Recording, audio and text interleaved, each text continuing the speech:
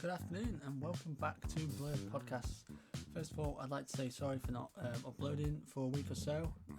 Surprisingly, there's been a lot going on. Lockdown is slowly easing, people are going back to work. I now have a sort of schedule so I can upload more often. Probably me more sort of maybe Thursday and maybe Sunday, but we'll have to see. I'm very excited to say it is race week because Formula 1 is officially back today. As the drivers are arriving in Austria for this weekend's double-header Grand Prix, first on this Sunday and the following next Sunday. It'll be around midday UK time. Oh my god, I mean there's so much motorsport coming back and going on, but the fact that Formula 1's back, I guess, is something that I have stated before. There's not my favourite championship in the world to watch, but it's something to watch, it's something to do. Sport is back, I can watch it in my home. It's not, the amount of old races I've watched back is crazy. So it's good to have that back. At the moment, Formula 1 just has a European calendar announced, so it's a double header in Austria, a double header in Silverstone, of course, and then Belgium, and then there's a few races going on, which I spoke about in a previous video.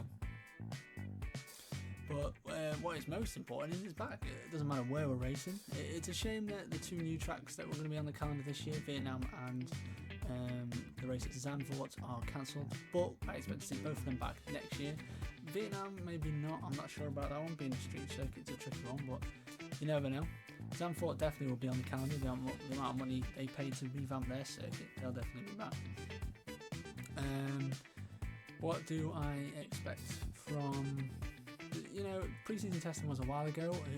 I can't predict who will win, but it's fair to say that Mercedes will be up there. Ferrari, of course. Red Bull looking pretty strong as well.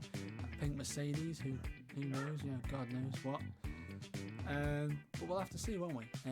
Pre-season testing was a while ago, and again, you can't read anything into testing. The best idea you'll have is usually after about 2 or 3 Grand Prix where you see where the field and paces of everyone, because you can't just go off one Grand Prix because of weather, tyres, temperature of the track, circuit, everything. There's loads of different combinations to think about, and of course a lot of teams are bringing updates that they've been working on secretly and behind closed doors between testing and now, so they've had a lot of time to work on their cars and get ready for the new season. So what we'll do is we'll go through each car individually in a second and just talk through the drivers and how they look and everything, and then we will see what happens. Hopefully we'll have a good weekend, and fingers crossed, and we'll get some good racing. I'm sure we will. Austria is a fantastic circuit. It's good to see it on the calendar. If you want to know more about the calendar that's been launched, look back at my previous videos. You'll be able to have a look for yourself. But as I'm sure the rest of you are, I'm very excited that Formula 1 is back. So let's go and have a look and see what's going on.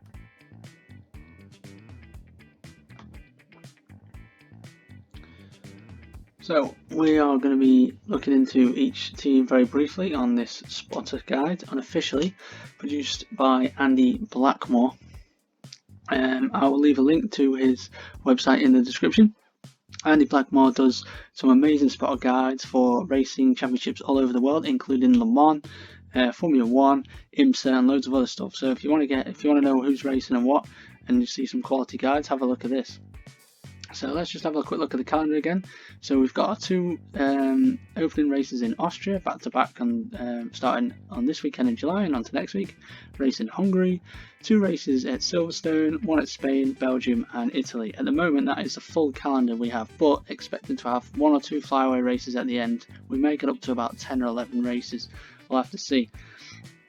At the bottom right you see the 5 tyre choices we have for the year: the soft tyres, mediums, hards, intermediates and wet tyres. So they're the 5 tyres combined. Remember we used to have 7? That's crazy. So these are the 10 Formula 1 teams competing in the World Championship this year. We have 14 podium finishers, 3 world champions and 7 race winners on the grid. So amazing, really, quite a variety of drivers. I think only Williams is the team without any podium finishes in their squad, so that's pretty crazy. Mercedes, of course, going as they went yesterday, announcing that they were using the all black livery for the season to help support Black Lives Matter and racing together in harmony. We have Lewis Hamilton, defending champion, and Valtteri Bottas, so no changes there. Bottas' contract runs out at the end of the season. Ferrari using Sebastian Vettel for his final season in the team, and Charles Leclerc. Again, not big changes to their car livery this year. Red Bull keeping the same design they usually do. Alexander Albon being stepped up in the middle of last season alongside Max Verstappen. It could be, an interesting year for them. We'll have to see. McLaren running the orange and blue again, as they did over the last couple of years, running Lando Norris and Carlos Sainz Jr. before he goes off to Ferrari. Daniel Ricciardo and Esteban Ocon in the Renault Formula 1 team. Ricciardo's last season at there, so there's a vacancy at Renault. Scuderia AlphaTauri in their first official season as that new name and sponsor have been taken over Toro Rosso. Essentially it's the same team, and keeping the same drivers, Pierre Gasly and Daniel Kvyat, who both got podiums last year in Formula 1. VWT Racing Point, Force India, I guess, the old Force India, the remnants of them, Racing Point, running Sergio Perez and Lance Stroll. Hard to see them changing their driver lineup, and they'll be probably running a very different livery next year with the Aston Martin sponsorship coming in. We'll have to see how that goes. Alfa Romeo Racing, Team Sauber, of course, running Kimi Raikkonen and Antonio Giovinazzi. Could it be Raikkonen's final season? We'll have to see. I hope they do well this year. The car looks good and they deserve a good finish. Not really had a podium since, I think, 2012, a couple of years now. Haas Formula 1 team, running Roman Grosjean and Kevin Magnussen, back to basics with their livery, a bit more red added this time. Obviously with the dispatcher of Rich Energy, thank God for that. Will that be their last season in the team? I think Grosjean could be his last season with the team. I'm not sure about Magnussen, he may stay. They could do stuff this year, but the car looks fairly similar to last year, so I think them, like a few other teams, are just holding out for the new rules. And finally, Williams Racing, who've lost their rocket sponsorship, and this is their updated livery using the light blue, dark blue and white. I think it's quite nice, quite a retro sort of ish livery. It's weird that they're like the second most successful team on the grid, really, behind Ferrari, and they're here at the back struggling. So hopefully they'll have a faster season this year. I don't know. We'll have to see. It's difficult to make up ground. And they'll be running new boy Nicholas Latifi and of course George Russell from last year, who I think may jump to Mercedes next year. We'll have to see. Either way, that's our 10 Formula 1 teams for this season, and the racing starts officially with practice tomorrow. So I'm looking forward to it. I think everyone's looking forward to it. I'll be tweeting all weekend about it. Thank God Motorsport's back, and I'm looking forward to everything else making a return, really. So fingers crossed that'll happen.